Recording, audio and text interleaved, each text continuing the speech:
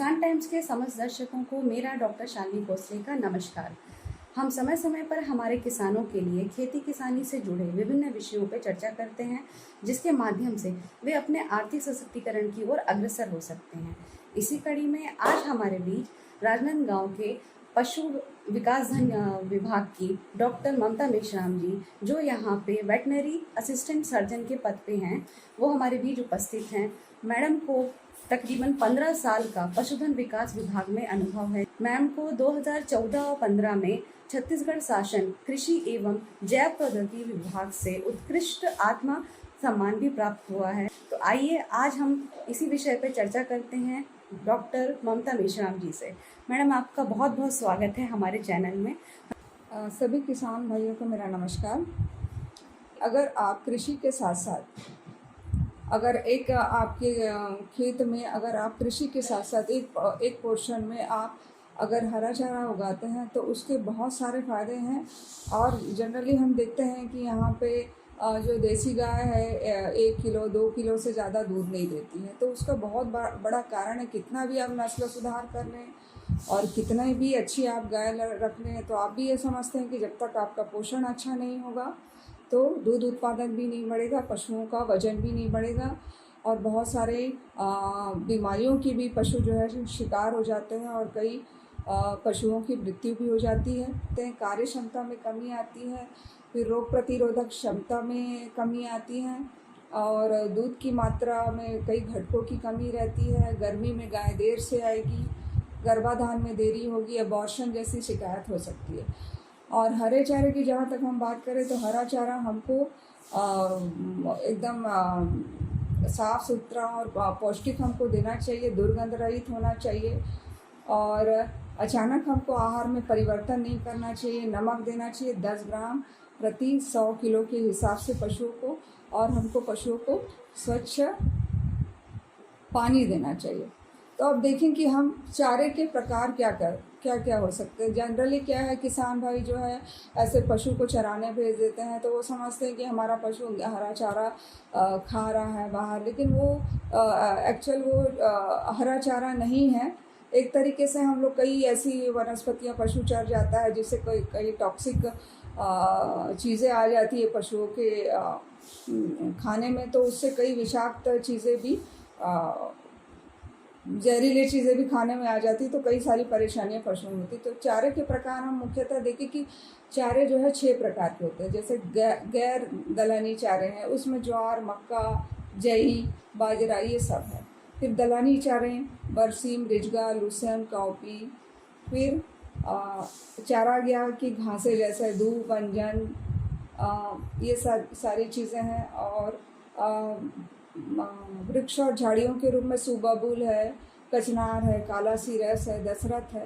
कंदीय फसलें भी आप खिला सकते हो पशुओं को, शलजम, चुकंदर, आलू, गाजर और विभिन्न जैसे गैर पारंपरिक चारे हैं, जलकुंभी, अजोला आदि। तो एक हमको ऐसे चारे मतलब हरा चारा ऐसा हमको वर्ष भर हमको प्लान करना चाहिए कि हमको अपने फील्ड में ऐसा तैयार करना चाहिए कि हमको वर्ष भर हरा चारा मिलता रहे। तो हमेशा तो उसके लिए एक प्लान आपको बनाना चाहिए कि जैसे मैं बता रही हूँ आपको, जून, जुलाई, अगस्त ये जो सीज़न है इसमें आप मक्का लगा सकते हैं, ज्वार लगा सकते हैं, सोरगम लगा सकते हैं। और फिर अक्टूबर में आप बरसीम लगा सकते हैं, लूसन लगा सकते हैं। मार्च में आप MP चरी, सोरगम लगा सकते हैं। और इसमें सीड की क्वांटिटी करीब 20 से 40 किलो पर एकड़ के हिसाब से होती है, ये सीड रेट है।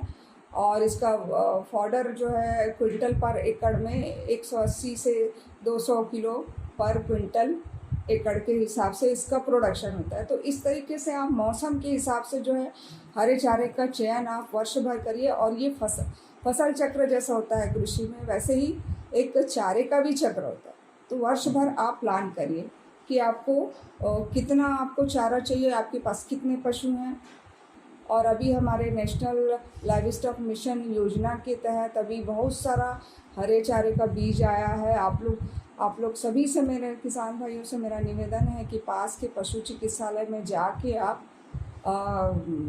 जो है पशु चिकित्सक से मिलिए और उनको और उनसे चारा बीज की डिमांड करिए। और सभी किसान भाइयों से मेरा निवेदन है कि उसको ज़रूर आप जो भी मक्का, हमारे यहाँ तो मक्का और ज्वार आया है, इतना आया है कि ज़िले का कोई भी किसान जो है खाली नहीं रहेगा। हर व्यक्ति जो है अपने घर में हरे चारे का बीज उसको शासन की तरफ से निःशुल्क अभी उपलब्ध है।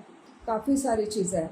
तो जनरली और होता क्या है कि कितना भी अच्छा किसान हो, कुछ ही जो अच्छे जो पशुपालक हैं, जो डेयरी का काम कर रहे हैं, जो थोड़े जागरूक हैं, तो वही हरा चारा खिलाते हैं। नहीं तो ट्रेंड यही है कि पैरा कुट्टी या खाली पैरा खिलाते हैं। तो उससे क्या होता है, बॉडी में जितना भी आपका कैल्शियम है, फास्फोरस है, वो ऑक्जेलेट के साथ कैल्शियम ऑक्जेलेट मिल के शरीर के बाहर चला जाता है। तो शरीर में कुछ भी नहीं बचता है और खाली पैरा खिलाने से पशु जो है और कमज़ोर से कमज़ोर होता चला जाता है।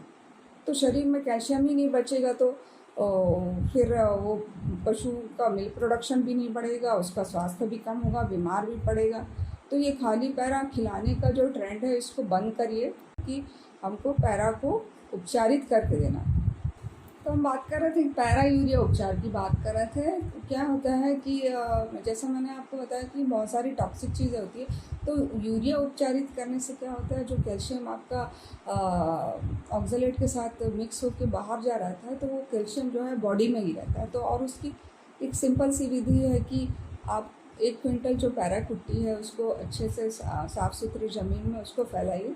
उसमें 4 किलो यूरिया जो है तौल के 40 लीटर पानी में मिक्स करिए और उसमें छिड़काव करिए और उसको अच्छे से मिक्स करिए और उसको 21 दिन तक उसको पॉलीथीन बैग में उसको भर के रखना है।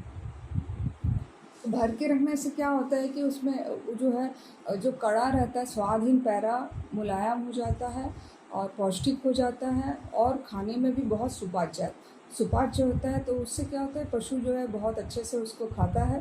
और हम लोगों ने देखा है, एक्सपेरिमेंट किया है, अभी यहाँ गौशाला में भी प्रतिदिन 5 क्विंटल यहाँ पे पैरा कुट्टी का उपचार किया जाता है।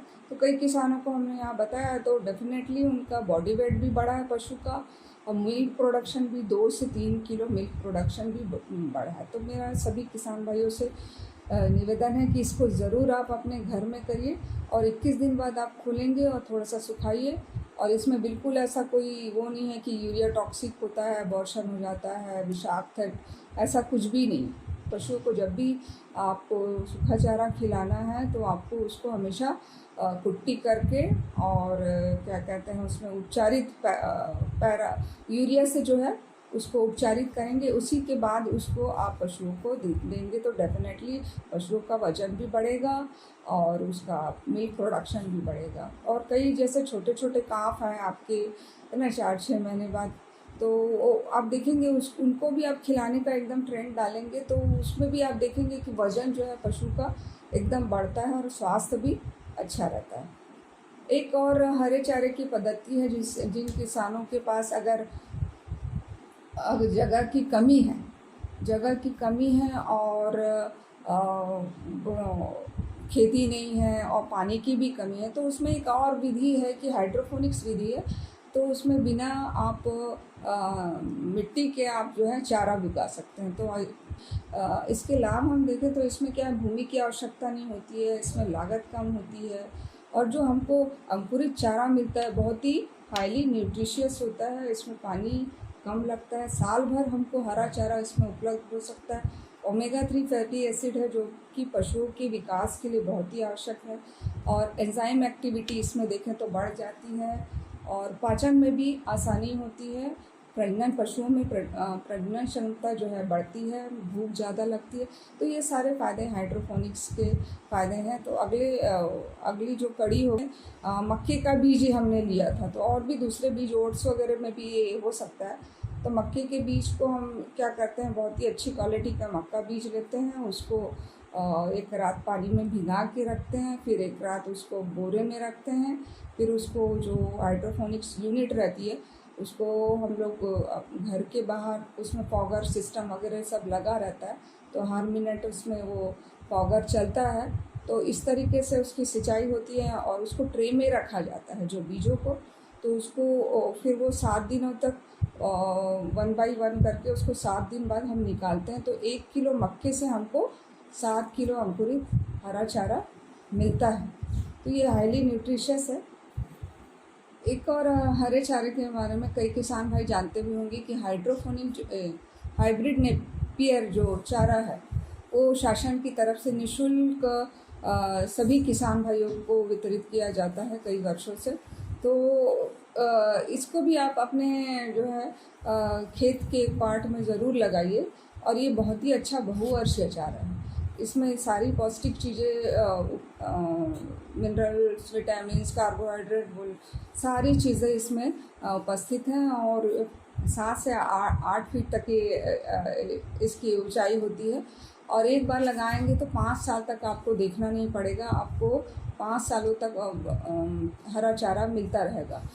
और कि जैसा कि किसान भाई आप सभी जानते हैं कि गन्ने को जैसा लगाते हैं वैसे ही लगाते हैं। इसका कोई बीज वगैरह नहीं आता।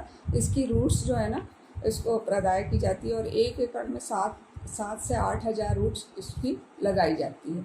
और इसको इतनी छोटी छोटी इसकी इतनी 2-2, 3-3 फीट की इसकी स्टेम्स होती है। तो उसको हम प्रदाय करते हैं और उसको जैसे गन्ना लगाते हैं उस टाइप का लगाते हैं। और कतार से कतार वही करते हैं। और एक दोनों स्टेम के बीच में 2 फीट की दूरी रखते हैं। और कतार से कतार के बीच की दूरी 3 फीट करीब रखते हैं। और 50 से 60 दिनों में ही ये आ जाता है। और वर्ष में आप कई बार इसकी कटाई कर सकते हैं। और पशु बहुत अच्छे से खाता है। और बहुत ही ये अच्छा चारा है। और हमारे यहाँ तो हमारे ज़िले में कई किसान इसको लगा रहे हैं। तो जिस भी किसान भाइयों को अगर नेपियर रूट्स की ज़रूरत हो तो आप पास के जो है पशु चिकित्सालय में पशु चिकित्सक से संपर्क करके इसको अवश्य प्राप्त कर दें। अब ये 2-3 चीज़ें हैं, मैं हरे चारे के बारे में और हाइड्रोपोनिक्स, पैराविज, 2-3 चीज़ें आपको बताई हूँ। तो ये एकदम आप सूत्र बना लीजिए कि आप जो है ये सारी चीज़ें अपने पशुओं के लिए ज़रूर करेंगे। और ताकि जिससे कि पशुओं का विकास होगा और वृद्धि दर बढ़ेगी, मिल्क प्रोडक्शन भी बढ़ेगा, भी होंगी। तो आगे बार हम बात करेंगे कि हमको अभी इस सीज़न में टीकाकरण भी कराना चाहिए। कौन कौन से टीकाकरण अभी हो रहे हैं उसके बारे में भी बताऊंगी।